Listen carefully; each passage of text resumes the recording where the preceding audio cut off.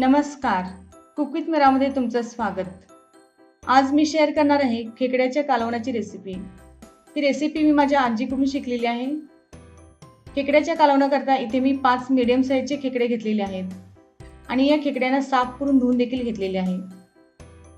या ठिकाणी जसे की तुम्ही पाहताय, मी एक साईडला खेकड्याचे छोटे पाय आणि दुसऱ्या बाजूला आतील मांस आणि मोठे पाय ठेवलेले आहेत. हे छोटे पाय खाता येत असल्यामुळे आपण याला मिक्सरमधून वाटून ज्यूस काढून घेऊयात.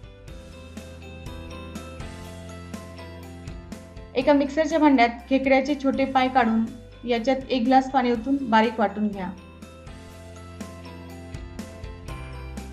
यानंतर एका चाळणीत ही पेस्ट ओतून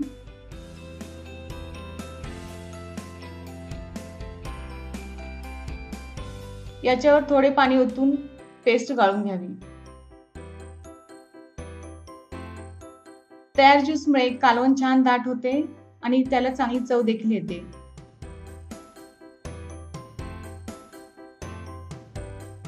राहिलेला चोथा फेकून द्यावा.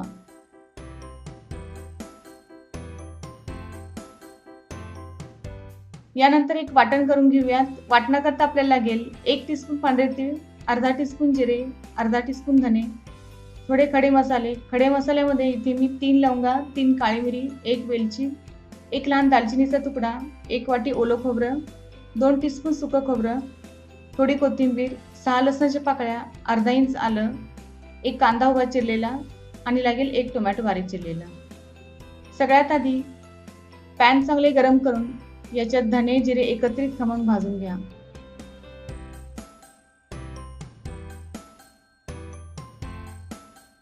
यानंतर पांढरे तीळ तडतडेपर्यंत भाजावेत.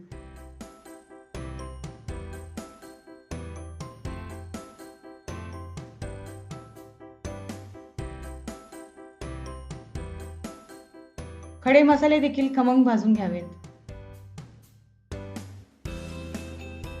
यानंतर त्याच पॅन मध्ये 1 टीस्पून ऑइल गरम करून यात कांदा टाकून भाजून घ्यावा.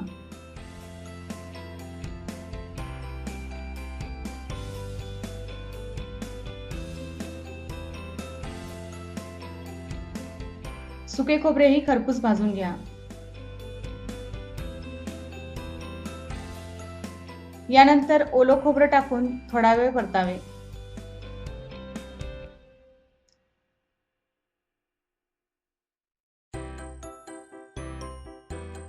या ठिकाणी ही सगळी जिन्नस थंड झालेली आहेत. आता आपण मिक्सरच्या भांड्यात सगळे मसाले,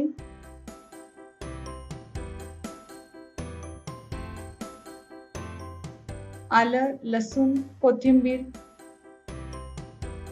भाजलेला कांदा आणि खोबरं,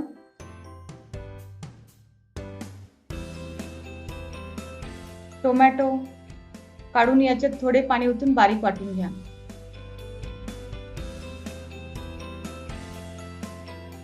यानंतर फोडणी करता आपल्याला लागेल 4 ते 5 टीस्पून लाल तिखट, 1 टीस्पून गरम मसाला आणि पाव चमचा हळद. पॅन मध्ये तेल चांगले गरम करून यात हळद, लाल तिखट, गरम मसाला, सगळा वाटलेला मसाला ओतून 2 ते 3 मिनिटे छान परतून घ्या.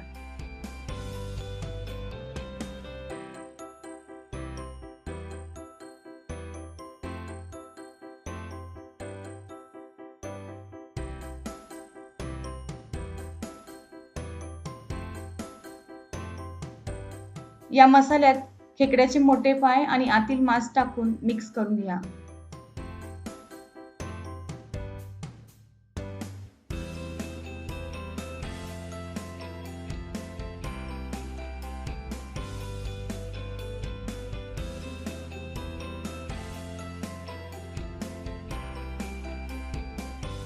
यात तयार केलेला ज्यूस ओतून घ्या.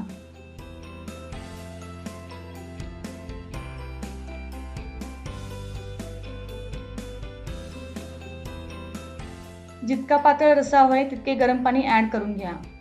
पण काही लोकांना हे कालवण थोडे घट्टच आवडते, यामुळे इथे मी थोडे पाणी ऍड करत आहे. पण हा खेकड्याचा रस्सा पातळच छान लागतो.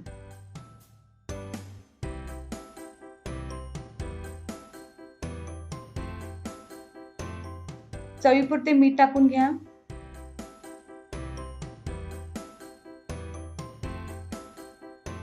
आणि वर झाकण ठेवून मंद आचेवर 15 मिनिटे कालवून शिजू द्या. आता 15 मिनिटानंतर रस्स्याला सुंदर कलर आलेले दिसत आहे. खेकड्याचे कालवण सर्व करण्याकरता तयार आहे.